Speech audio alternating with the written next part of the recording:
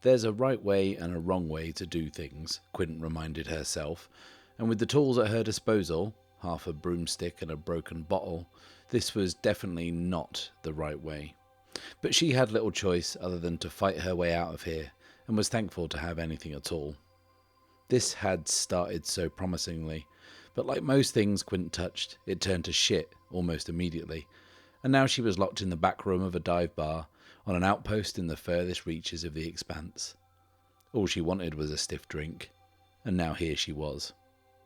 "I don't want any trouble," she said, loud enough to be heard through the door, "but I'll fight if I have to." There was no reply. She took a deep breath and tensed, ready for violence. She burst through the door, but as she emerged, found the gangers who had locked her in all dead, and the bar completely empty, save for a thin man who sat casually at the counter sipping a drink. "Quint, is it?" he asked. She nodded. "I have a job offer."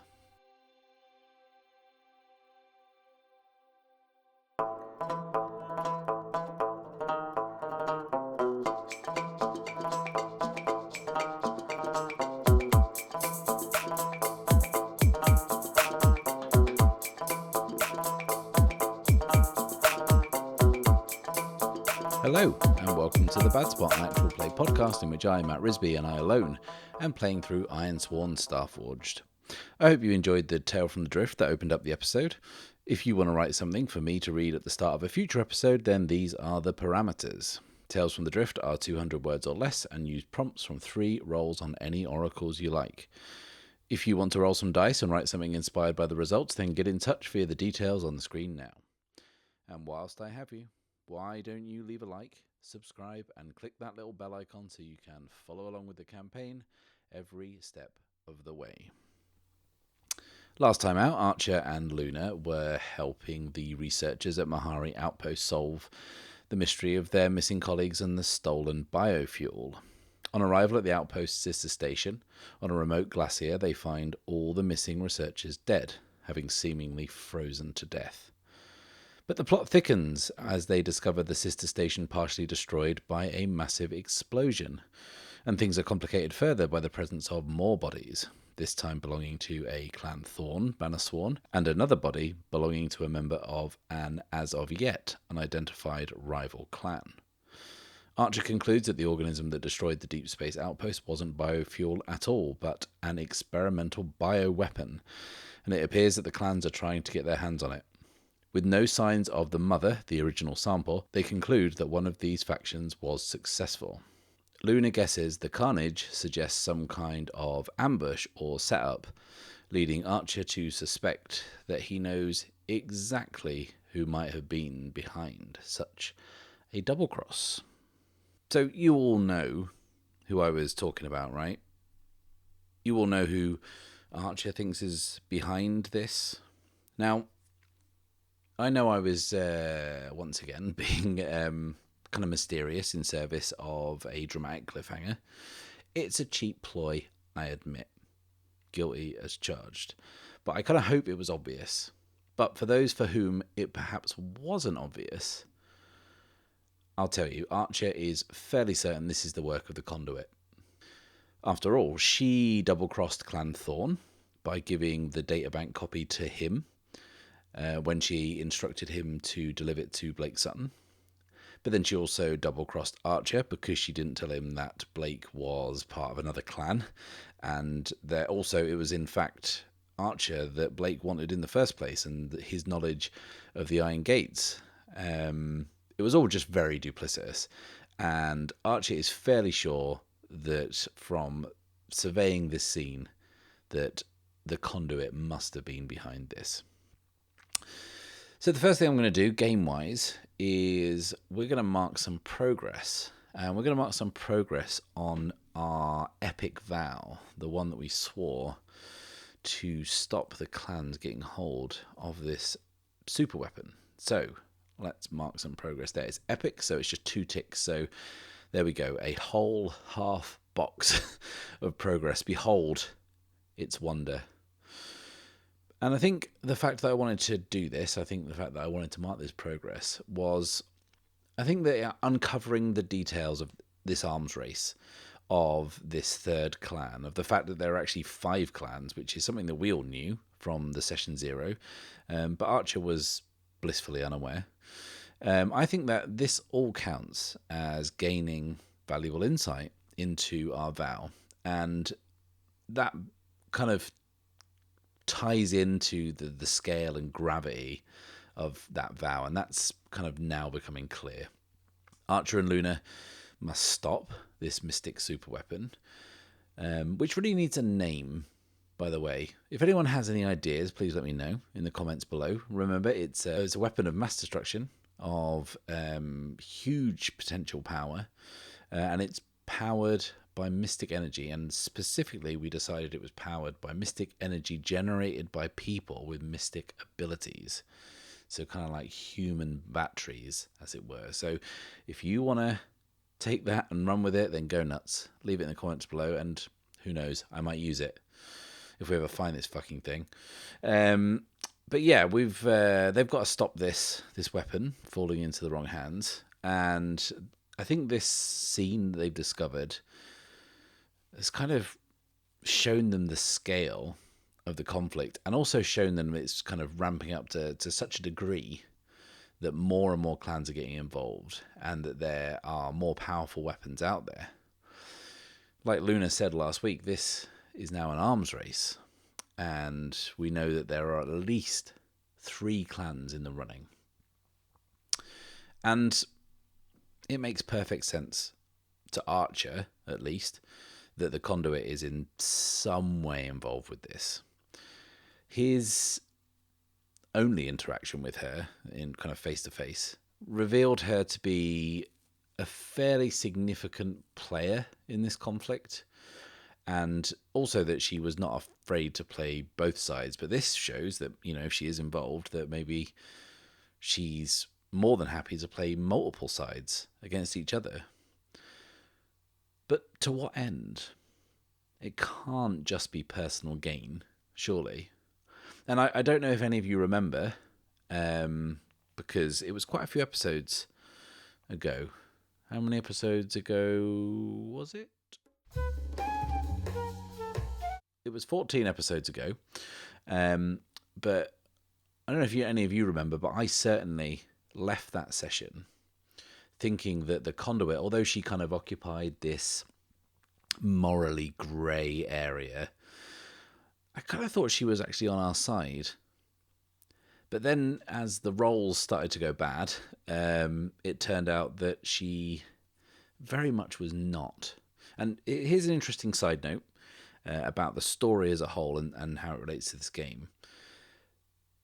But after that session, when the Conduit gave Archer the databank copy, and she killed the mercenaries, and she tells him to deliver it to Blake Sutton on Paxton Hold. After that session, I 100% thought that Blake Sutton was going to turn out to be the leader of like some guerrilla faction of quote-unquote good guys fighting against the clans who very much are quote-unquote bad guys. But then, as the story developed and as we started to move through it, and more importantly, the dice started to go against us, the idea of Blake being part of another clan started to percolate in my brain. And then as we kind of came face to face with her, which I think was 6 or 7 episodes after the initial contact with the Conduit, it made perfect sense, because we'd rolled up some misses and some weak hits, and that idea that she was part of another clan made perfect sense. And I really try not to have too many preconceived ideas about where things are going, but sometimes I think that it can benefit your game and benefit your story to have at least some possible options of where things might go. And 90% of the time, they absolutely will not go anywhere near where you think. But it is good to have an idea or two in your back pocket should the situation arise. And I suppose that's how I approach kind of DMing conventional games, kind of multiplayer games that, like many of you who have DM'd for any groups, you learn the hard way. That if you've dedicated the time to prepping something in minute detail, your table will no doubt reject it wholesale because they are interested in some other trivial bullshit, and that's exhausting. So I think the lesson I've learned from GMing for a group and playing Ironsworn solo is that if you are going to think of anything, keep it vague enough so you can sketch the details out on the fly, or keep an idea vague enough that it could be recycled or reused down the line. Now, there is no planning for Ironsworn. I do not plan anything ahead, but there is nothing wrong with keeping mental notes of potential story beats or kind of cool character moments that may well turn up in the story should the dice demand it. So yeah, anyway, that's a side point. That has absolutely nothing to do with what is happening. What actually is happening? Well, I think we're going to cut. I think we're going to cut from the glacier and just cut straight back to the research station. I don't think there is much more for us to learn out there. Is there? Is there anything more that we can glean from that? I don't think there is. So we wanted to find the researchers. That was what we were doing, and we did. We found them. The mother is still missing, and I think that the assumptions that we've made about the clan's involvement I don't think they can be fleshed out any more than we already have. So I think we're going to cut back to the platform and hours later, where we find Archer. And he is standing under the gull wing of the Eclipse. And he's cradling a mug of hot coffee in both hands. And he's deep in thought. He's kind of mentally cycling through the events of the day and the past couple of weeks in his head, and he looks out across the sea, and the rain is still coming down, but under the wing he's kind of sheltered from it. But he's can't escape the cold, which he kind of feels in his bones, because I don't think he's kind of properly warmed up from his time on the glacier. And he's thinking back to like kind of how the conduit has been kind of behind it, or how the conduit started all of this. It's her that gave him the job of recovering the data bank from the creation. And in all likelihood, it was probably her who sent those bannered sworn down to the wreck as well. That was all her it had to be. And Archer kind of thinks, he kind of wonders, does she know he's still alive? And she seemed to suggest that when they parted, that she has kind of eyes and ears everywhere, and that she could reach him wherever he was. And I think the idea, the kind of thought that is kind of running through Archer's brain now is that he realizes that the thing that he's going to have to do if he wants to get any kind of answers from her is that he's going to have to put that theory to the test. That theory that she can reach him whenever and that she has eyes and ears everywhere. He's going to have to try and make contact with her. And that is a dangerous strategy because kind of sticking his head above the parapet, risking it all for someone who is very dangerous and clearly has her fingers in a lot of pies with a lot of dangerous people. Yeah, it could well be a foolish idea, but he kind of feels like that's what he has to do. And he kind of continues to stare out across the water. And after a few minutes, Luna joins him.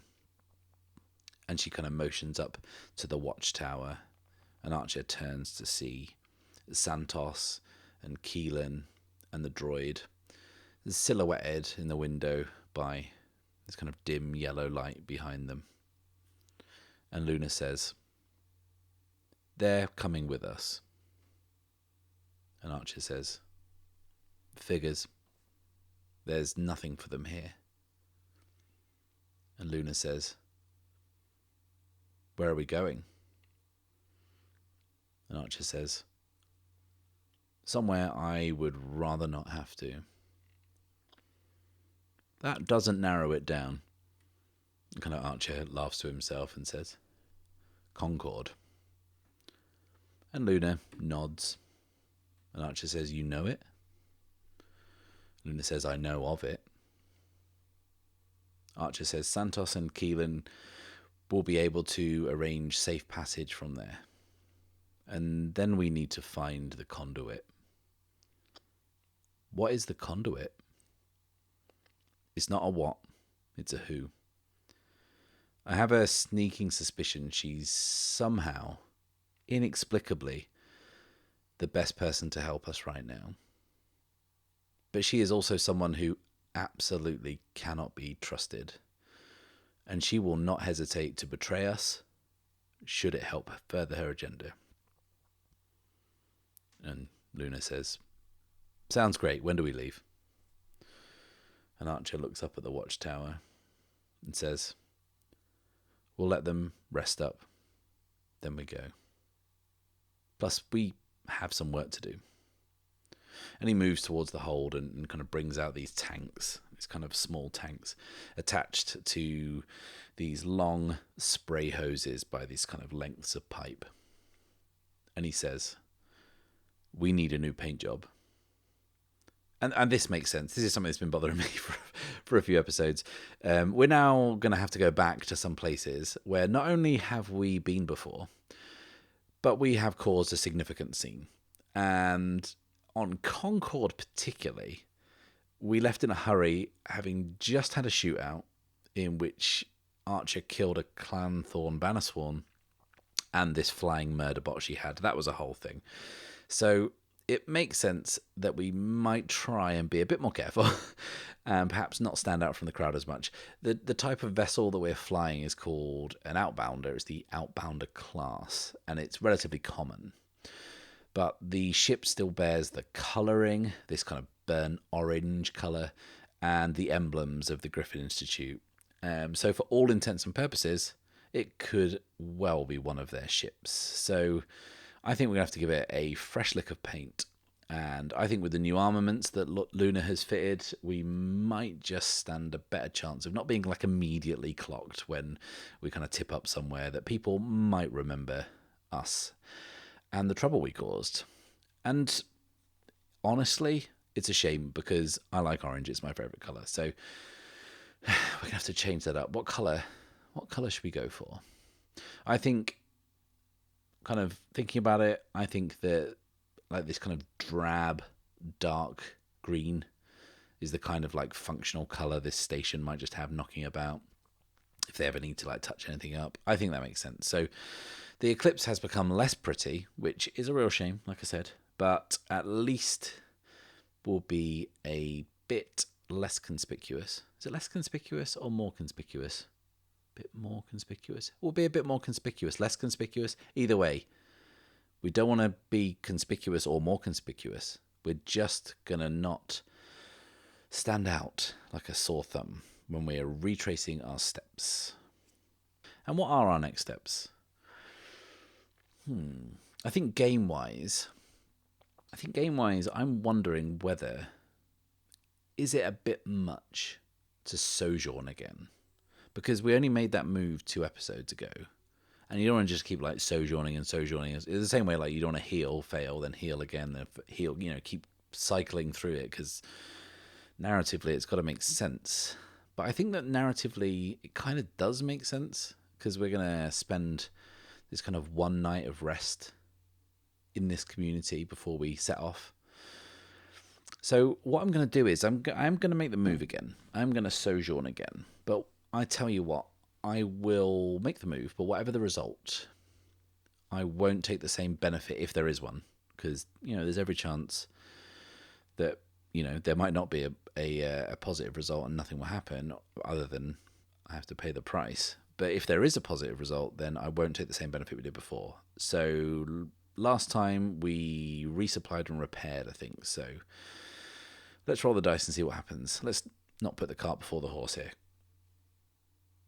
So rolling plus heart, that is a strong hit. This is a safe refuge. You may choose 2 recover moves from either heal, heart, and resupply, or repair, and assume a strong hit for each. So, like I said, last time we resupplied and repaired, so not going to do that. So what I'm going to do here is heal and hearten.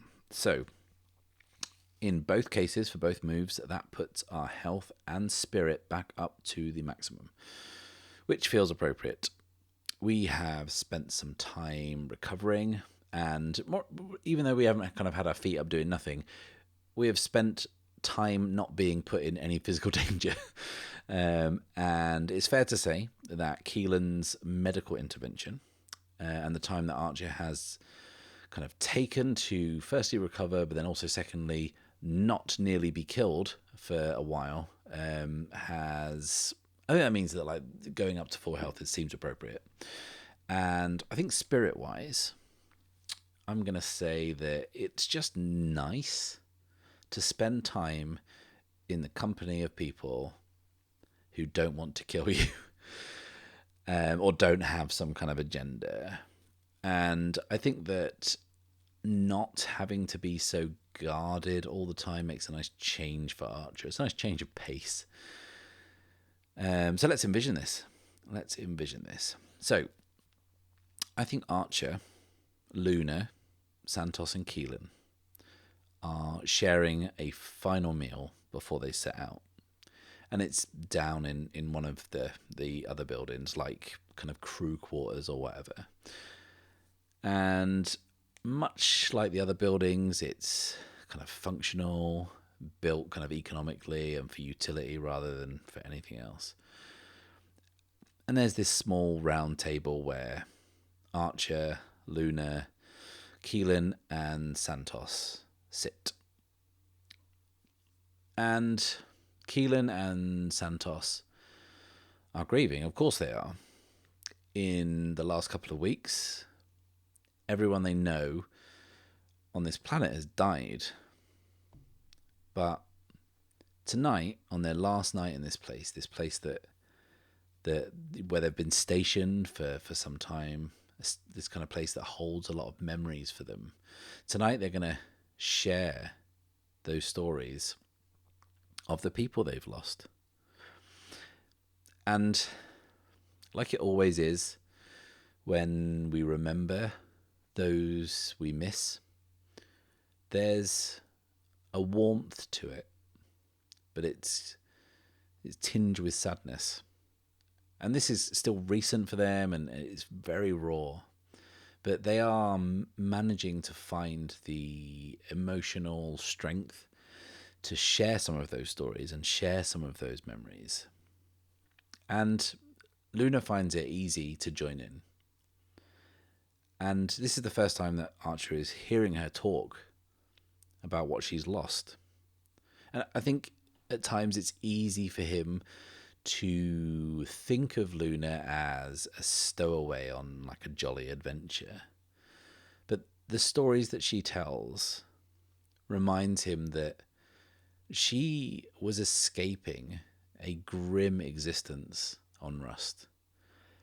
And these stories paint a picture of a life in a place where you don't get many years, but still somehow she finds that emotional strength to find some levity in it all, kind of some happy memory in amongst all this kind of sadness.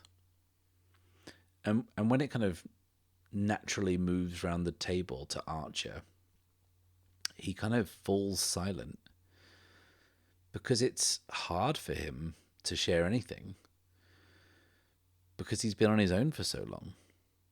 I mean, it's kind of hard to share anyway, but this kind of amplifies it. He's kind of here surrounded by bereaved people, some of them kind of recently bereaved. And they're kind of sharing their pain, but also their joy. And he kind of feels like a fraud, but he thinks back to a time before all of this, before any of this happened, before Professor Darwin disappeared, a time when the Forge seemed different, exciting, that discovery was what drove him, that kind of explorer's spirit, the spirit he shared with the Professor. And it comforts him talking about this, it warms him. And then he kind of realizes he can't think of her anymore without hearing her final words to him, asking him to find her. And whilst it's painful, he realizes in that moment that there is that glimmer of hope there, that tiny sliver of a chance that he'll see her again.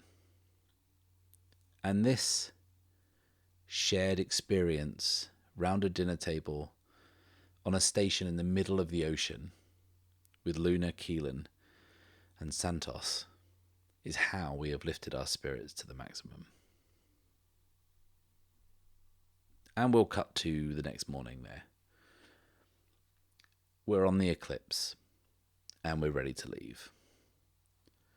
Santos and Keelan have packed light, and the kind of droid with the pale green eyes is dropping off the last of their bags. And I think as we lift up through the rain and pull away from the station, they both take one last look back at this place that was probably at one time this kind of like crucible of scientific discovery, but now is just this monument to betrayal. Every single researcher, every single scientist on that station was sold out by someone for personal gain. And now they're all gone. So ultimately, they are glad to see the back of this forsaken place. So, we know where we're going. Let's bring the sector map up again. And we're way over here, so let's continue to fill this out and keep it updated, because shame on me, I didn't before. So let's add this planet and Mahari outpost to the map. So here we are. And we're heading back all the way over here to Concord. Now, Archer has only met the conduit once, face to face, and it was here. So I think that it's his reasoning that even if she's not there, which is fairly likely, she's kind of like this mysterious figure after all, he might be at least able to get her attention by showing up there. So if we know where we're going, we're going to be making the move set a course, and we do that by rolling plus supply. Okay, a miss. So on a miss, you are waylaid by a significant event and must pay the price. If you overcome this obstacle, you may push on safely to your destination. Okay, so that is something that's going to happen. We'll bank it. But first I want to do something else, because to get from here to here on a map, that is quite a distance. That is probably days of travel across multiple jumps. And, you know, it's taken us all these episodes to get over here, so going back is not going to be so straightforward. So what I want to do is I want to envision a quick scene that's going to allow us to kind of sew up this journey. That's going to allow us to kind of visualize this journey, and also give us an opportunity to use one of the new parts of the updated preview edition rulebook. So let's do this. So the Eclipse is mid-jump. The drift is swirling away outside, and everyone is kind of keeping themselves busy to pass the time. We're days into this journey now, and it feels like it is nearing its end. Griff remains in his charging station, and the green-eyed droid sits silently at the controls in the pilot seat. Keelan is reading, and Archer is kind of fussing over some piece of equipment on the dash that needs like fine-tuning. And Luna is reclining lazily in the co-pilot's chair, her feet up on the console in front of her. And she has that plate metal badge that she found on the uniform of that body at the sister station. That body that appeared to be from a new, as yet unidentified clan. And she's kind of rolling it across the backs of her fingers absent-mindedly, like a poker player kind of toys with their chips. And Santos sees what she's doing and says, "Can I take a look at that?" And Luna kind of flicks it over to her, and Santos catches it in both hands, and holds it up and looks at it, and she sees that emblem of the dagger and the flames. And she has this kind of flash of recognition. A flash of recognition that Archer notices right away. And he says, "That means something to you?" And it does. She knows that symbol. And we're going to find out what she knows by rolling on the brand new faction oracles that have been added to the preview edition rulebook. So that's exciting, isn't it? Okay, so the new faction oracles are broken down into multiple parts and include some really great Joshua Meehan art as usual. Just look at these fascist bastards. Amazing stuff. Love that. Very evocative, beautiful work. So let's start at the beginning. And first, what we're going to do is roll up the faction type. But I think actually we're going to skip that one because we know what type the faction is. It's a clan. And this kind of determines whether it's kind of like a fringe group or like a controlling factor or whatever. But we know what we're doing with that. They're a clan. That's fine. We don't have to roll that. But if you were rolling a faction up from scratch, you can go nuts and roll something cool starting at this very point. So the actual first thing we're going to do is determine, using these oracles, the faction's influence. All we know so far is that whatever this clan is, or whatever they stand for, one of their number died on the glacier trying to be part of this exchange. So let's ask the oracle, what kind of influence does this clan have? 1. Is that the first 1 we've rolled? I think it might be. Anyway, side point 1 is forsaken, banished, or forgotten. Which sounds, I'm sure you'll agree, kind of cool.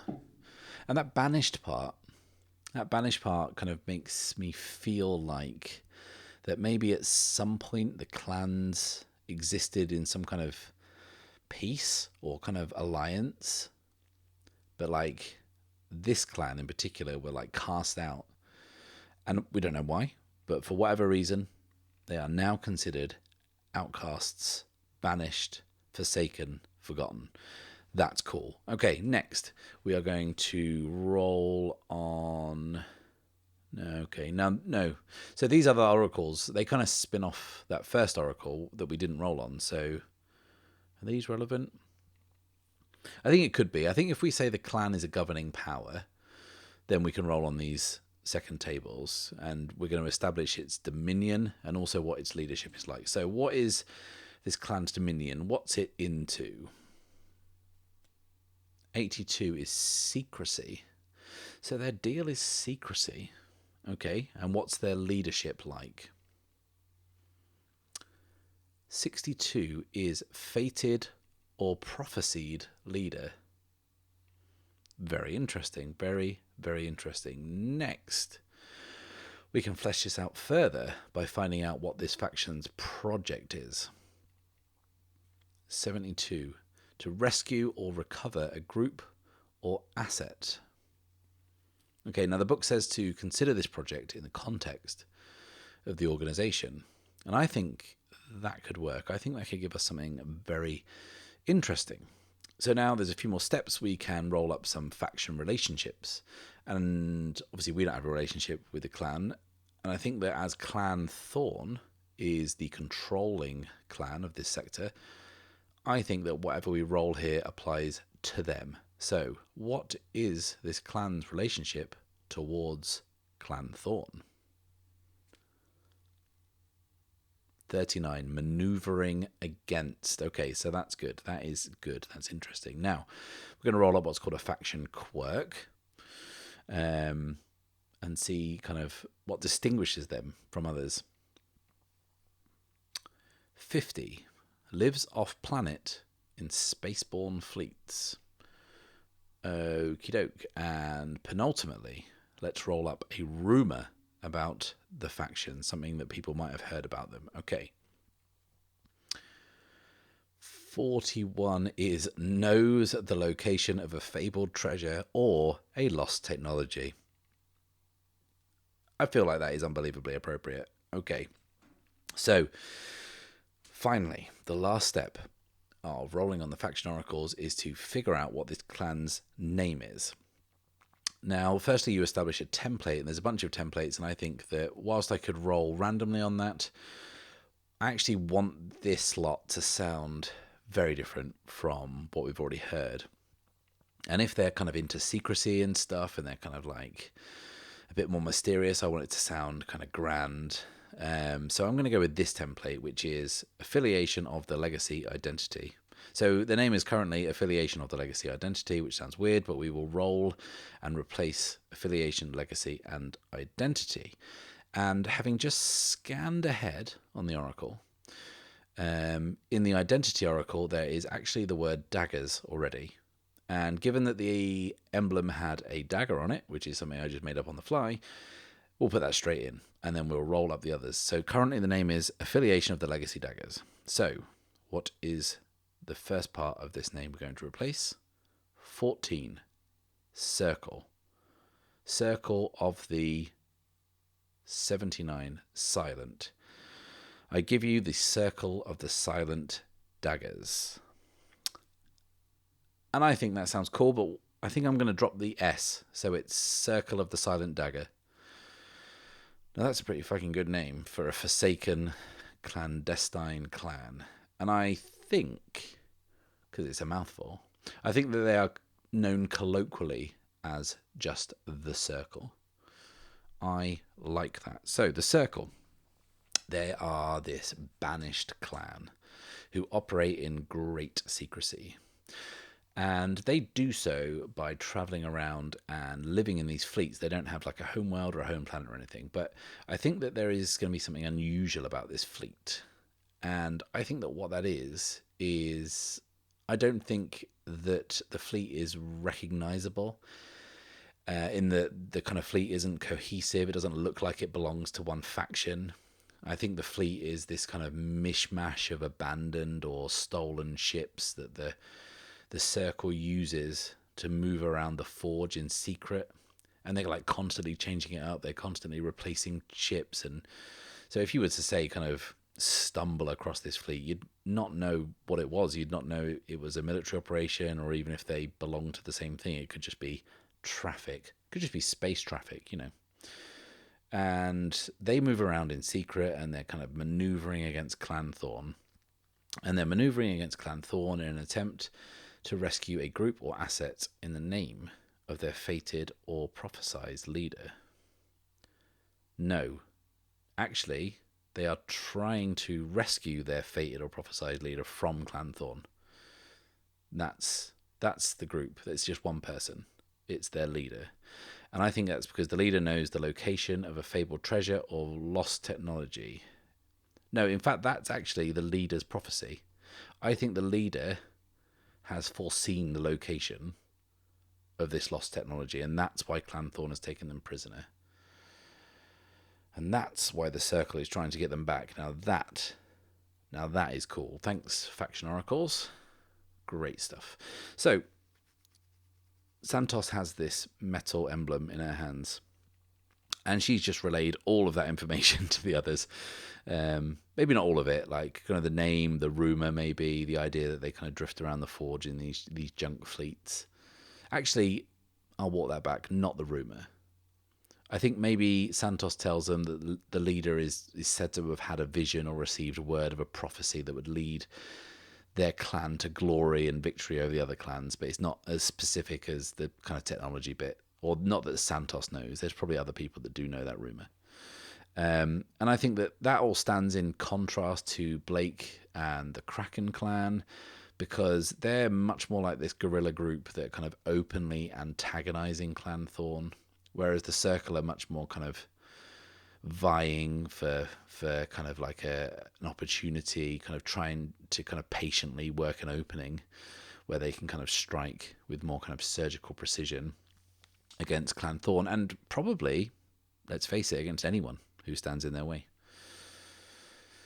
I started to really wish these faction oracles existed before I came up with the great names Clan Thorn and Clan Kraken. But yeah, here we are. So, Santos has relayed all of those details, all of that information, which is handy and a godsend to me because typing out dialogue takes forever. So, I'm glad I'm not having to do that.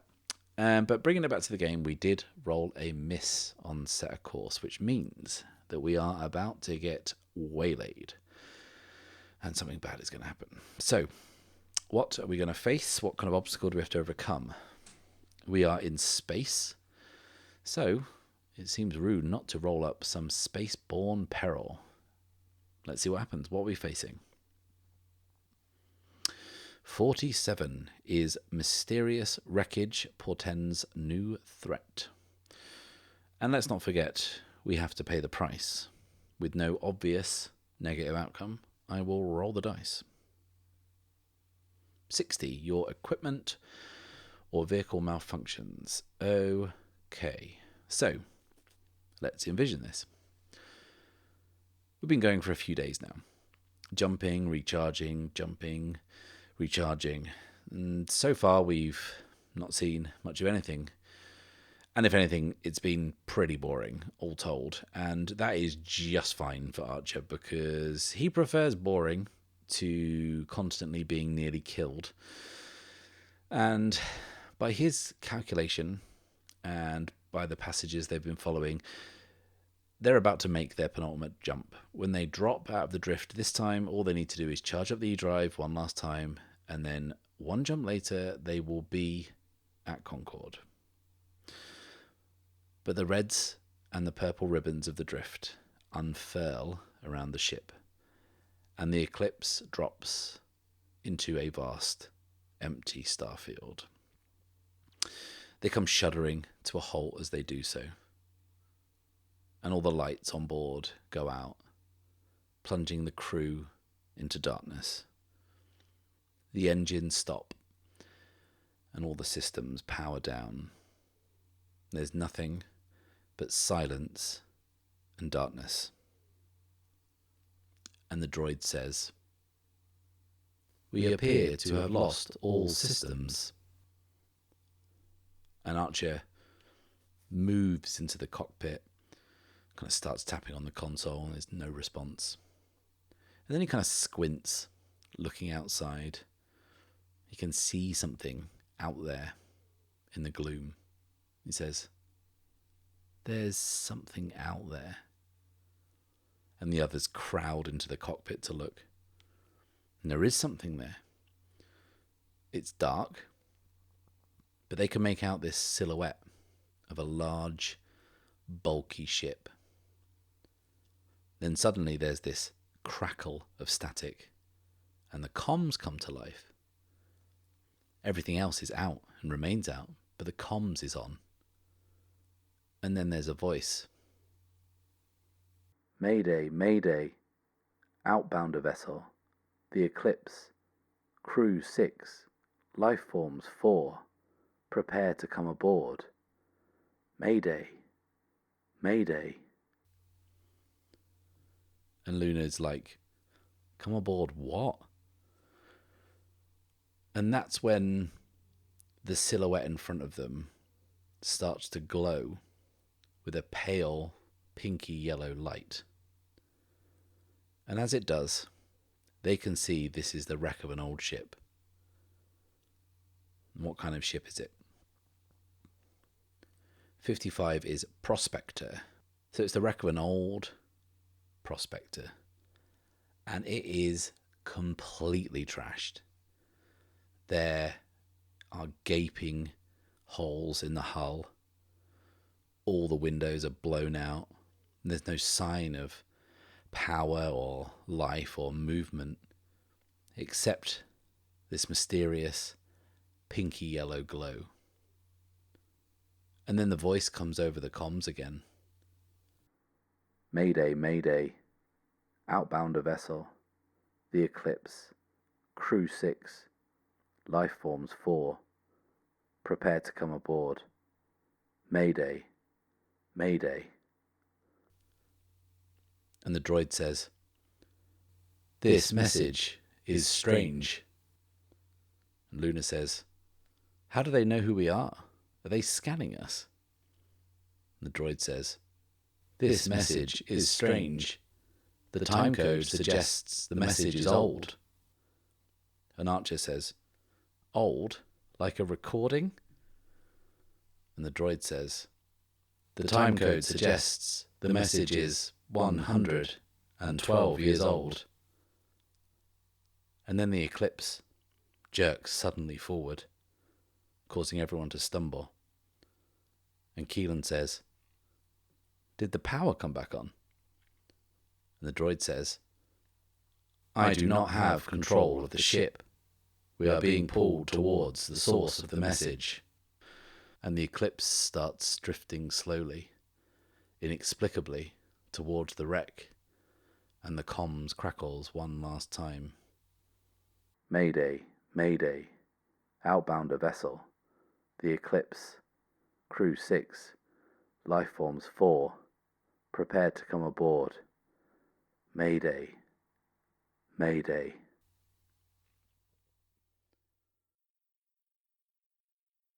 Thank you a million times. Thank you for watching. Please like this video, subscribe if you have not done so already, and click that little bell icon so you can be notified when the next episode drops. I'll be back next week, but until then, it's farewell and safe passage.